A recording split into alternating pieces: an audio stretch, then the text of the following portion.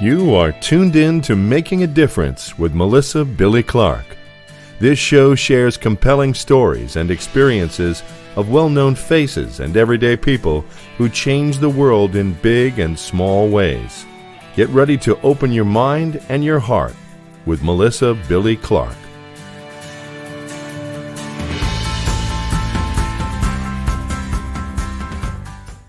It's hard to forget where we were on September 11, 2001. Most of us still can't imagine what we went through on that horrific day. 20 years ago. We lost 2,996 people. A day to wake up would be for some their last day here on Earth. September 11th proved that heroes did everything they could to lend a helping hand, even if that meant sacrificing their lives. We will never forget those who died that day. Todd Beamer, a passenger on Flight 93, would leave an historic saying, "Let's roll," when him and other passengers decided to take matters in their own hands and regain control of the hijacked plane. Unfortunately, the plane would go down and Todd would be one of the many that we call heroic today. On this episode, we speak with Maria Barreto Mojica, a woman who lost her beloved fiancé, and author Nick Rotundo, who will be reading his children's book, I Am a First Responder. But first, we sit down with FDNY Captain Michael Kozo to discuss 9/11. We are also going to go back to the basics of fire and have a refresher course while we have him. Thank you very much for having me, Melissa. Thank you, sir. You were a school teacher at the time in 2001. You joined the FDNY in 2003. Were you in class at that time? I was. That was probably, I think it was my second day teaching at that point. Oh, wow. And how did you handle that situation? It was funny. My school was in Jackson Heights, so we had a pretty clear view of the towers from our gymnasium, because that's where I was. I was a phys ed teacher. And it was almost complete silence. It was almost as if everything, like the whole world, just stood still at that point. Nobody knew what to do. Nobody knew what was happening. And the next thing you know, parents were coming to the school, just taking their kids out of school. Oh, wow. And how did you handle that as a teacher at that time? I know that President Bush at the time was in school and he was reading to a class. So Yeah. How did you handle the students and how did you calm them down? Was it chaos going on or?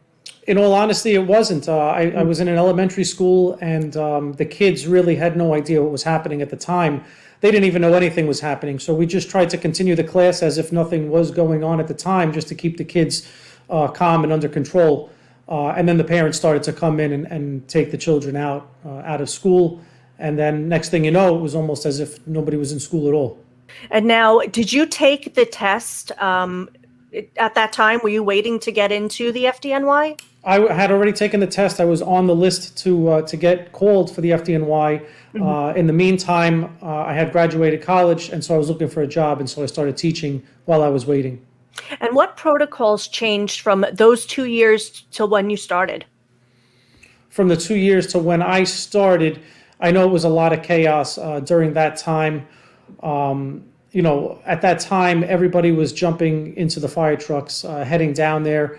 So it was very difficult to account for everybody that was there at the time. So I know a lot of protocols have changed as far as that. I know they have calling systems that now go out to every member if they have to be called in an emergency like that. And I know there's a lot of different procedures that have changed as far as buildings of that magnitude and where we're going to set up our command post and where we're holding people in reserve to go into the building, and a little bit more control as far as who's going in and where we're going to be staged and everything like that. Now, some people that day, office workers, they were told to stay inside of their office. Now, if we're ever in a situation like that and we don't feel safe, but we don't want to upset our superiors, what do you recommend that we do in a situation like that where we're just frightened? Yeah, so, I mean, the best thing what we say to do is to definitely take the directions from the building. Usually what we would do is we'll go in to the building and get onto the speakers and tell everybody in the building what's going on and what they should or should not be doing. So I would definitely take the direction of the fire department at that point. Okay, thank you. And what does this 20th year anniversary mean to the FDNY, and how does the department still honor the fallen? It's a great deal. It means a great deal. There are a lot of different ceremonies that take place throughout the city. I know a lot of the widows themselves have ceremonies taking place. A lot of people go down to the memorial, and we have a whole ceremony down there as well. So there's numerous ceremonies that occur throughout the city at all different firehouses, at the fire zone, the fire museum, the EMS academy. There's ceremonies all over the place. And for a person who is interested in becoming a fireman or firewoman, how can they prepare themselves now?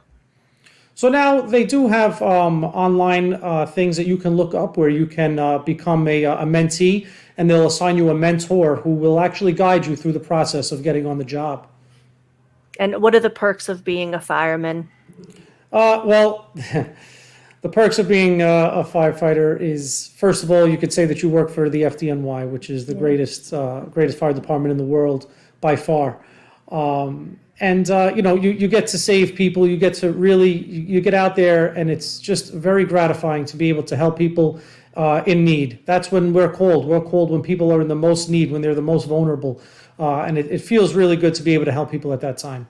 Yeah, we thank you so much for your services. So let's get into fires. The fall is upon us, and people like to light their candles. Fires actually happen more in homes. Is that correct than any other places?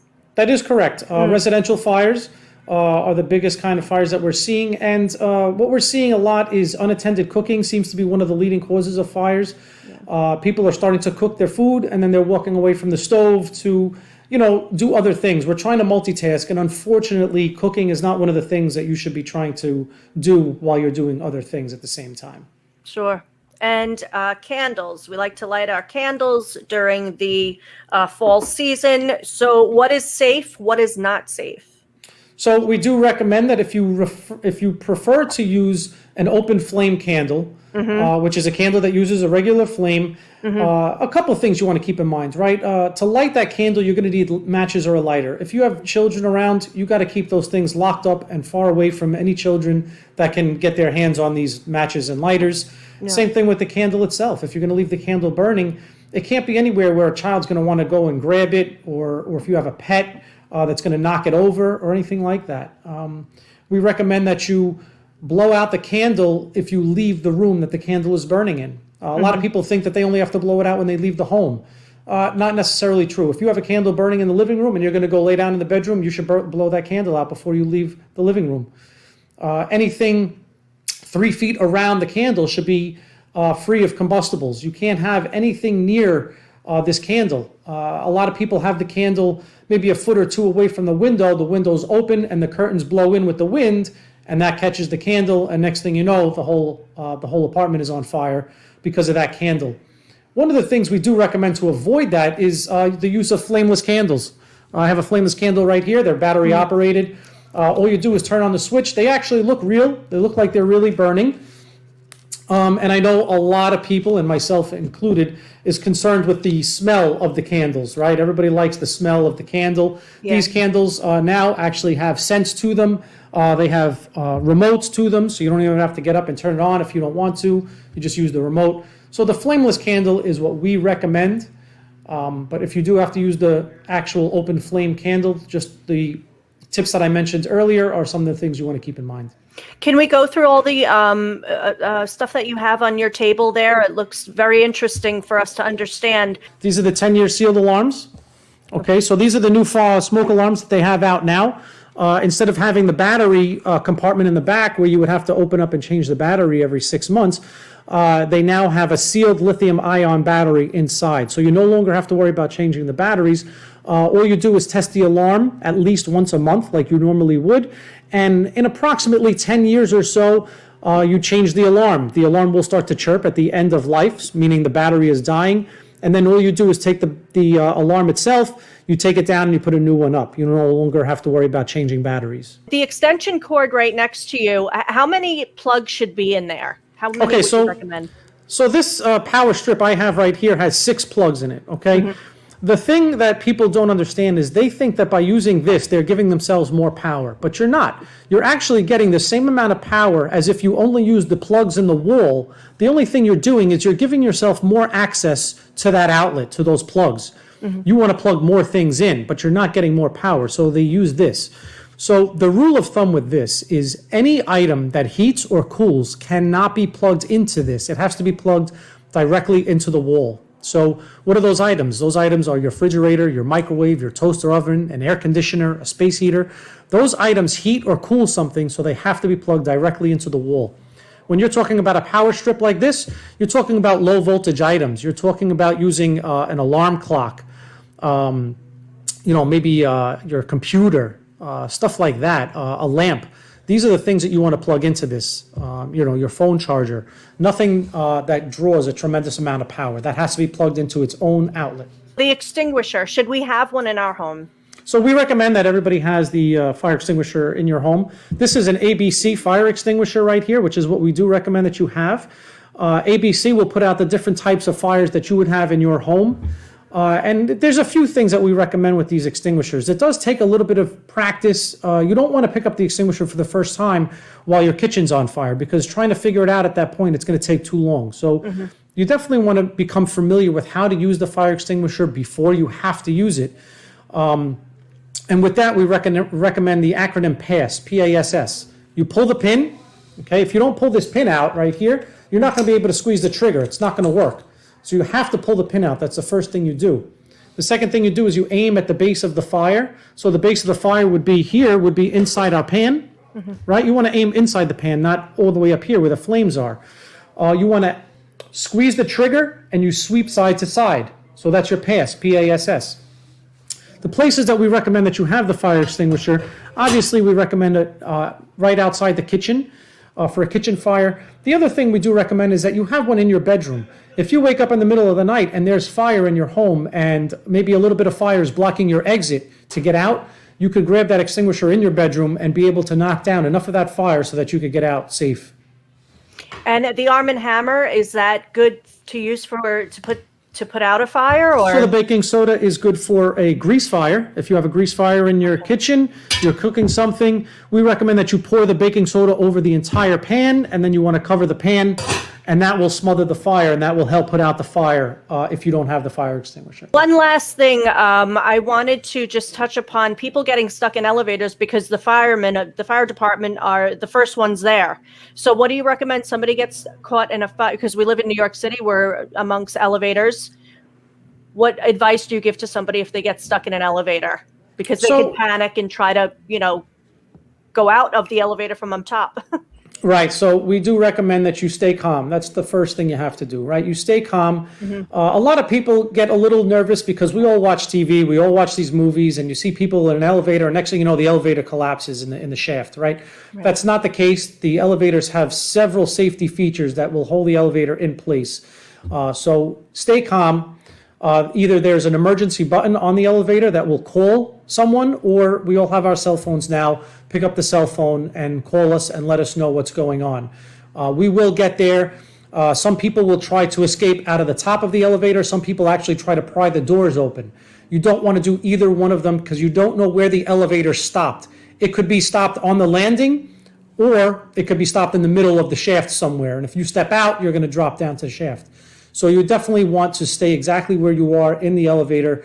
Call us up and we will come and we'll open up the elevator to get everybody out. Thank you so much for your time. Thank you for your services. And please be safe out there. You guys are the best, including the NYPD. So thank you so much for helping our city. You're very welcome. Thank you, Melissa. Thank you. All right. We are here with Maria Barreto Mojica. Maria and I met in 2013 when I waited on her at a restaurant called Il Fornetto in Sheepshead Bay. She and I got to talking. She was my regular customer, and we loved her so much. I look forward to seeing her every week whenever she would come in, and we've kept in contact ever since. So I reached out to Maria because Maria has such a beautiful story regarding 9/11. Maria lost her beloved fiance, Lieutenant Dennis Mojica, from the FDNY on 9/11. And me and Maria were just talking, and it's going to be very difficult. But I'm just so honored to have this beautiful woman with us. And Maria, thank you so much. You look beautiful. You don't change and you don't age. First of all, Melissa, it's such a pleasure and honor to, like, when I heard your voice, I was just so happy. Just made my day. I just want to say thank you so much also for staying in touch all these years, and Yeah. you still brighten up, the day. So I just want to say that it was great meeting you then, staying in touch all these years, and I'm Yeah. very proud of you and all that you've been doing. Thank you, Maria. Thank you. Maria's some woman, I could tell you that much. So we're gonna go ahead and start. Maria's going to tell us about her beautiful fiance and her story. Thank you, Lisa. My beloved buddy, friend, pal, significant other, whatever you want to call him, my fiance, domestic partner, was Lieutenant Dennis Mojica. He was my best friend before anything. And as many people know, firefighters are unique. Not everyone can become a firefighter, but he was an amazing man. Dennis Mojica was born in New York, raised in Brooklyn by a single parent, and his dream was to become a firefighter. That was his dream, his passion, his love, his everything. And why? Because in reality, every time a fire truck would pass by, he said that as a kid, he just wanted to get on that truck and go with them. And he knew that what they did was to save lives. Of course, he didn't know how dangerous it was, but it was his first love. And we met many years ago, about 8 years before September 11th, and instantly it was an amazing connection, and we became friends. As I said, he was my best friend first. Unfortunately, he lost his life, just as 343 firefighters that were killed on that tragic day, and thousands of people that were killed innocently. Dennis was a unique guy, funny, witty, charming, handsome, hot. And that tragic day changed my life forever, as it did for many others. It's hard to believe that it's been, it's going to be 20 years since that horrific day. And that horrific day really started that morning when I woke up and I did not hear from him, which was the first time he did not call me. We had spoken the night before at 11:10 exactly, where I had mentioned to him that I had packed his clothes and they were ready for an upcoming trip that he was going to go to Dallas, Texas on his own time to actually train other firefighters, as he did many times on his own time to Puerto Rico, Dominican Republic, Atlanta, Georgia, and so many other places, Miami Dade as well. And unfortunately, that day changed all of our lives. My life personally, why? Because we were engaged November 20th of 2000.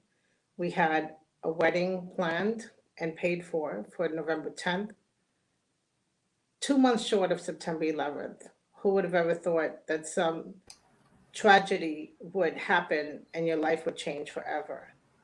That morning, I recall just saying, "Oh, it's 911, how weird it is," but I went across the street to vote. And from there, I headed over to the train to head to work that morning. On the train, all of a sudden, there was an announcement. The announcement was the World Trade Center had just been hit. And I didn't understand what that meant. And the conductor said it again. The World Trade Center had just been hit. Now I'm facing south. We're in the middle of the train. And all of a sudden, I see just black from the halfway up, not knowing what exactly had happened. I picked up the phone. At that time, I had a flip phone. I called the firehouse, called over and over and over, no answer. I called his cell phone dozens of times, no answer. Finally, the train gets into 14th Street, Union Square, and I'm running through the tunnel. And I went to a cop and I asked him, "What's happening? What happened?" And he said, "What's going on?" He had no clue whatsoever what happened. I wound up taking the next connecting train to my job on 42nd Street in the Grand Central Station area. Asked another cop what was going on. No idea. He had no clue what was happening above ground.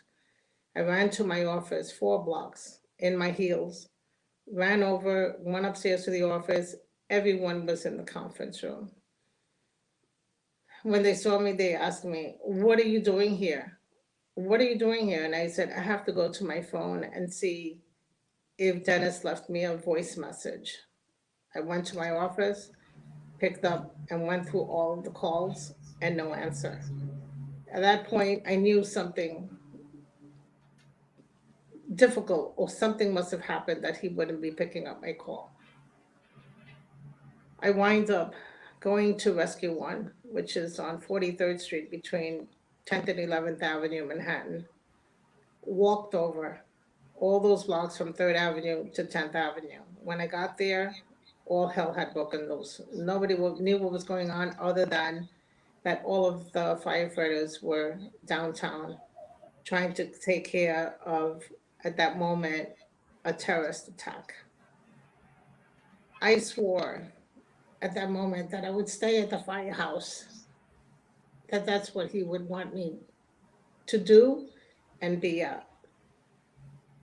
And a lot of the firefighters told me, "Go home, go to your house, stay in your house, you got to go home." And I said, "No, I'm going to stay here. And it doesn't matter how long I have to wait, I will stay here.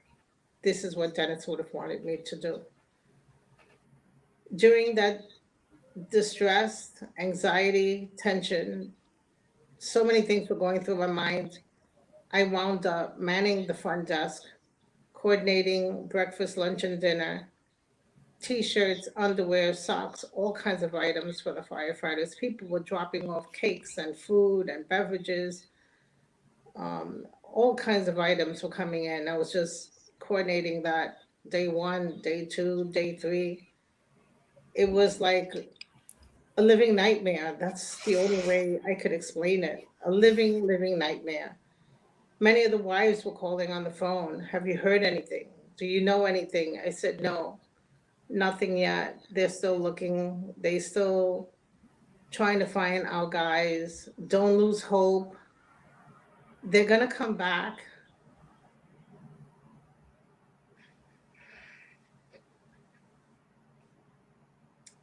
I never lost hope. I never lost hope because I knew that these guys would come back.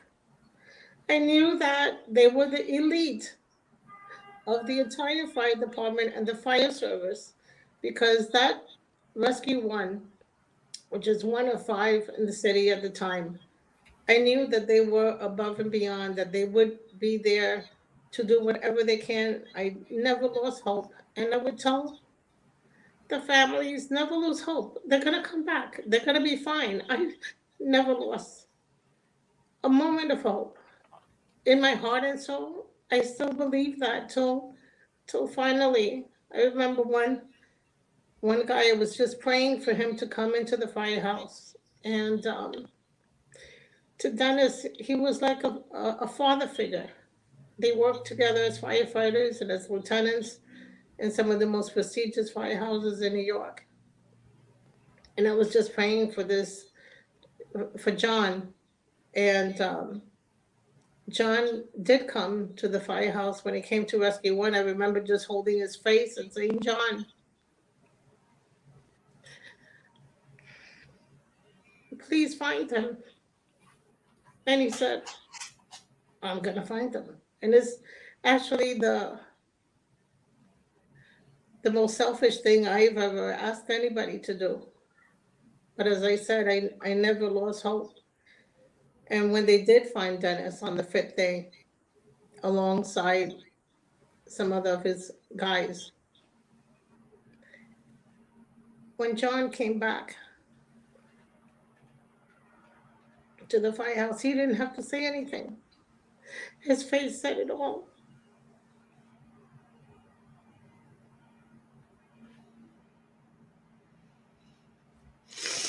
his face just said it all. He didn't have to say a word. And at that moment, I just wanted the floor that I was standing on. I just wanted it to open up and just swallow me up, because at that moment, I didn't even want to take another breath.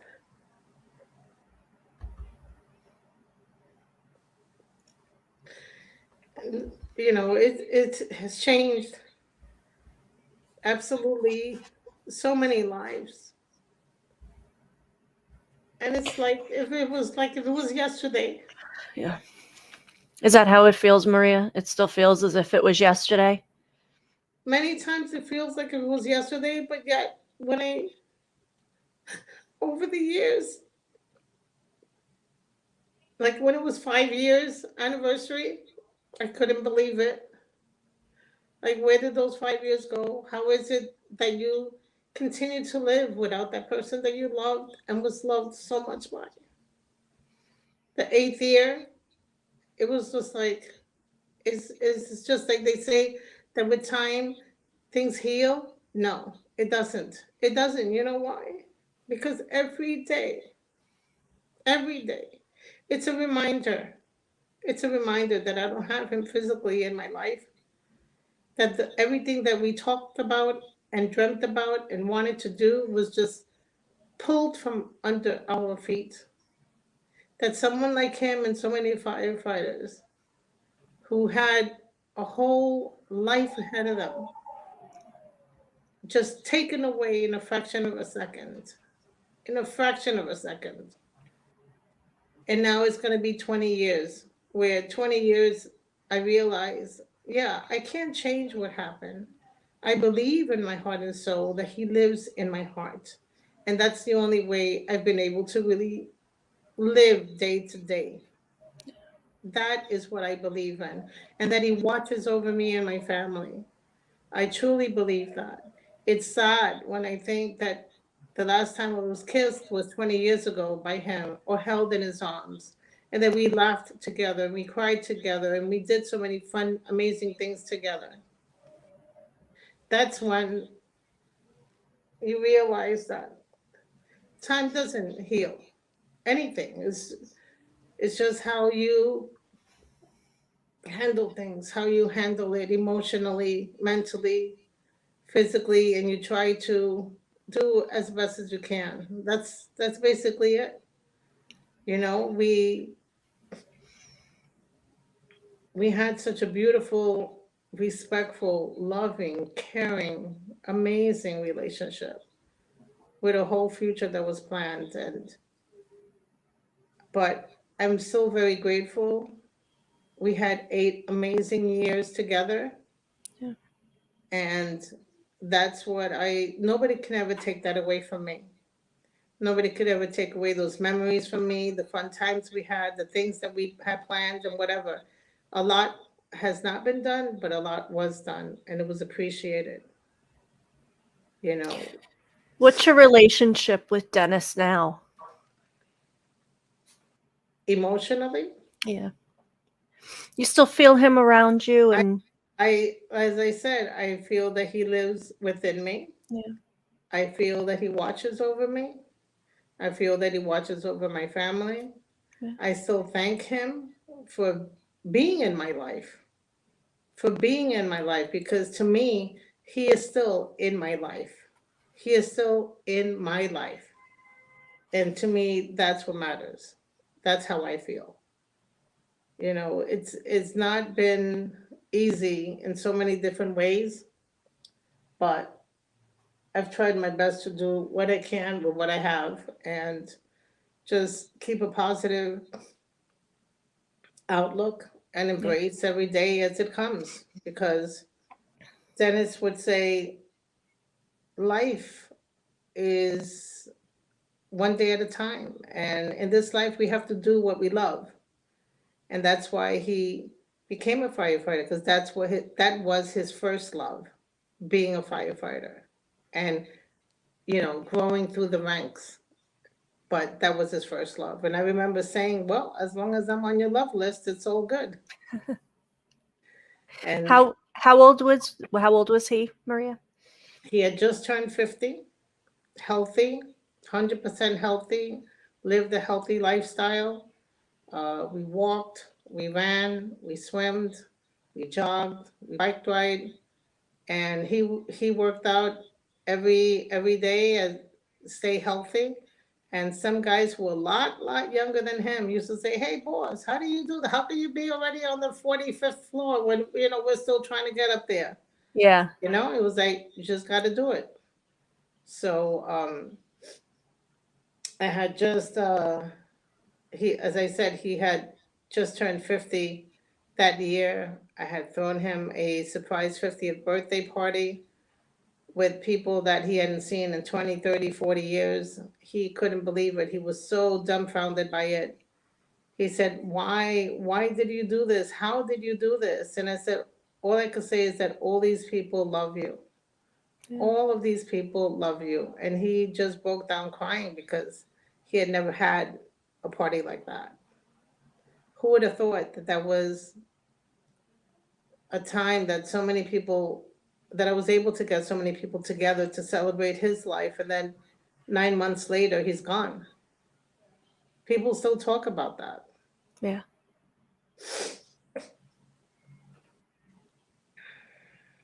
What has changed in your life since he's gone, and what has changed about you? Have you changed? A lot has happened throughout these 20 years, good, bad, and different. um, I've continued to be employed. I worked. It was a good thing that I stayed active Mm. and had a place to go to and work and be creative and do my job, get it done, help others. So I've been able to do that. My first granddaughter was born on his birthday 8 years later, Oh, and wow. January 30th. Like, you can't even make that up. You can't fabricate something like that. And I realized that God gave me that gift. That how is it possible, right, for her to be born on his birthday 8 years Yeah. later? She's now 12. And I'm a grandma. I have 5 grandkids, so a lot has changed. My daughter and my son have beautiful children, and I'm very involved in their lives. And something else that Dennis instilled in me was do what you love. Do what you love, whatever it is, just do what you love, because Yeah. life is, it's not, tomorrow's not promised to nobody, as we Yeah. know, Yeah. especially after September 11th, right? Yeah. Yes. Music and the arts has always been something in me that I've always loved. I was born around music. I knew so many musicians. I loved instruments. I had played multiple instruments in my younger years as a kid, but I really wanted to be a singer. I didn't want to be a musician, but I can sing. But Anyway, music has changed your life throughout music this time. music has definitely changed my life. It has enriched my life. It's been a great outlet for me, and it's a way that I've been able to help others through music and the arts. Tell the audience what you do right now for your profession, please. Well, I am a music producer, promoter. I have been a special event planner, which means I hire bands for weddings and sweet 16s, bar mitzvahs, retirement parties, festivals, whatever people want.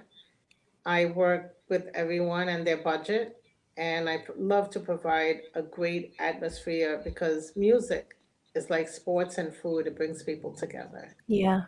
Yeah. and She's and I she's a love boss lady. it. She's a boss lady. I'm my own boss lady. After Yeah. working in corporate America or the world for 41 years, I dedicate myself now just to music and the arts, and I enjoy it. It's very enriching. It makes me very happy and proud to put other people front and center, putting people back in the recording studio, um, reminding them to write new music, create new music, protect their music. I'm so happy that you found a purpose after after Dennis passed away.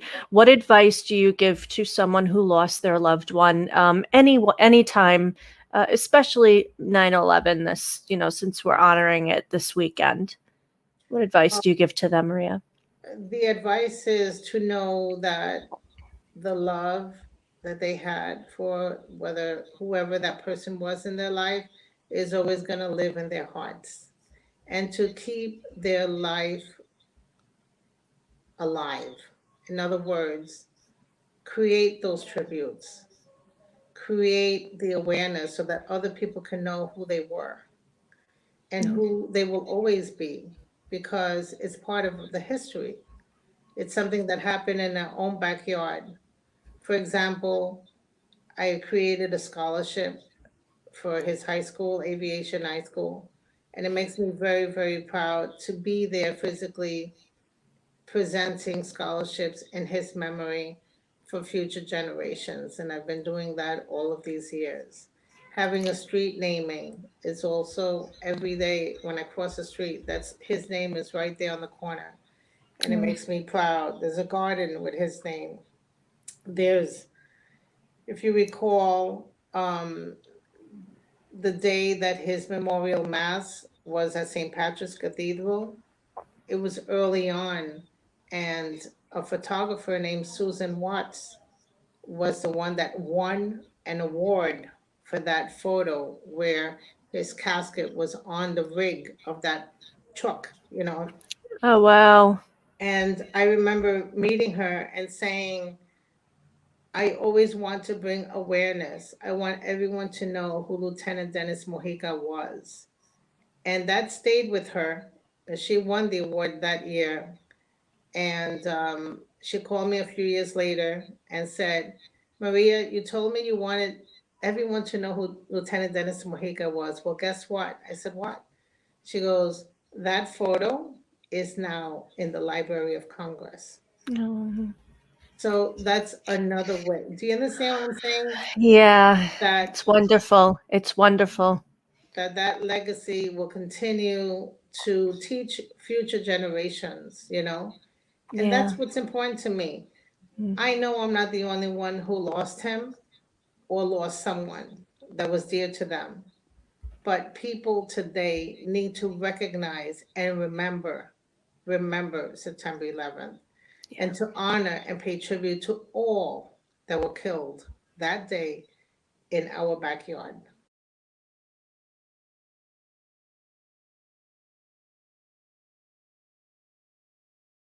Everyone played a role in 9/11. We welcome back to the show Nick Rotundo. Nick wrote a children's book, I Am a First Responder. Nick, I am so happy to have you back on the program. You play a big role in this segment, and I thank you so much. How are you? Melissa, I'm great. And before we even start with this interview, I want you to know how proud I am of you as a friend and what you've become. And I'm honored that you asked me to be on your show. Of course. This is your third time here, 3 times amazing. So thank you so much. You're amazing. So now, Nick, you were a MTA bus driver at the time. Tell us how important it was for you to help that day. It's a day I'll never forget. I was driving up Amsterdam Avenue, and I came to 100th Street, and this police officer came out, a sergeant, stopped my bus. I opened the door. He came in, and I already knew that the first tower got hit, and he emptied my bus out, and he said to me, did you hear what happened? I said, yeah, the tower got hit. He said, a second tower just got hit. We're thinking it's terrorists. And he said, are you willing to help? And I said, absolutely. And he's an Italian officer, so we had that, AO type of thing going. Yeah. And I pulled into 100th Street, and there's a police station and a firehouse right next to it. He filled my bus up with officers and firemen. I drove downtown. By then, one tower was already down. I dropped them off. I went back up, brought more officers and firemen down. My third trip, I was at Lenox Hill Hospital, and they filled the whole bus up with medical supplies. And I brought medical supplies, and I worked down there about 22 hours that day. and then I would run shuttles whenever they needed afterwards. So I'm honored to be a first responder, and I didn't think twice. I didn't even think about it. And the amazing thing about Sergeant Vincent Benvenuto is we're coming upon 20 years. He's one of my best friends right now.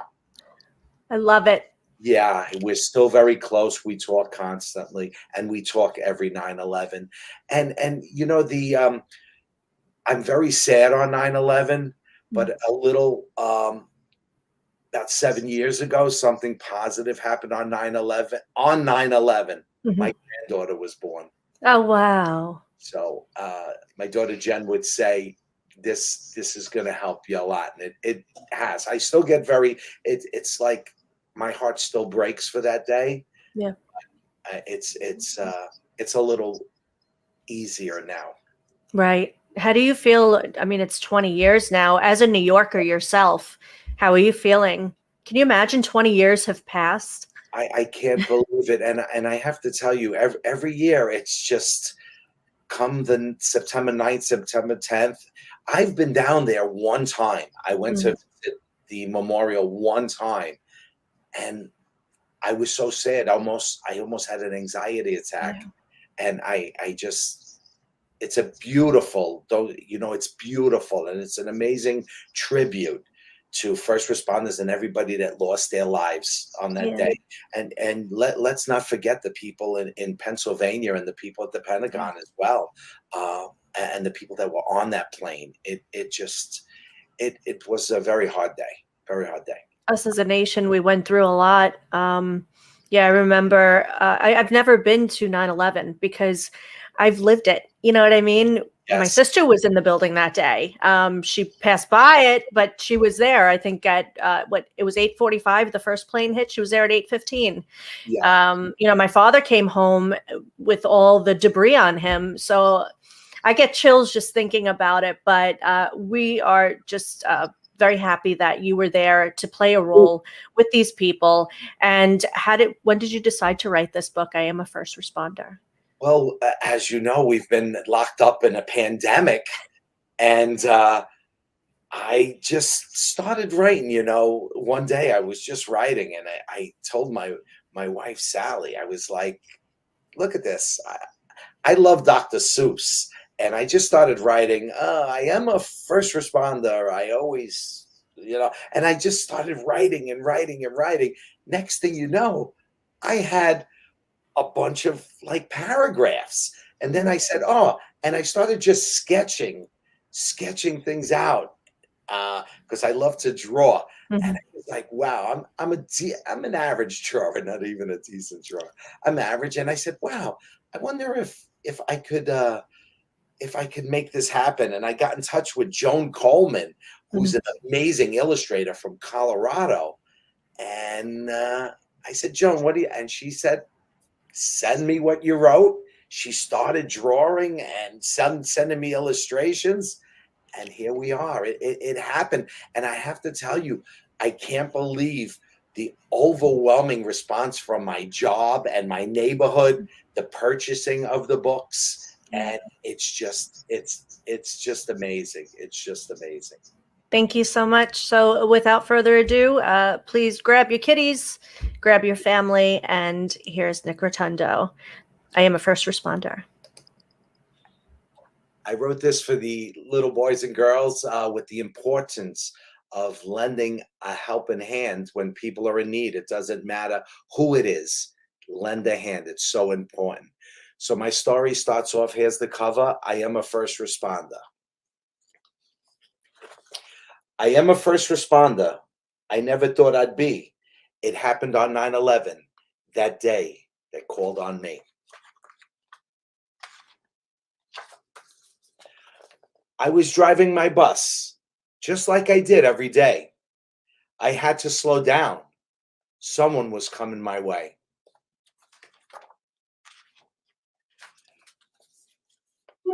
Police Sergeant Vinny, his eyes opened wide, jumped in front of my bus and pulled me to the side.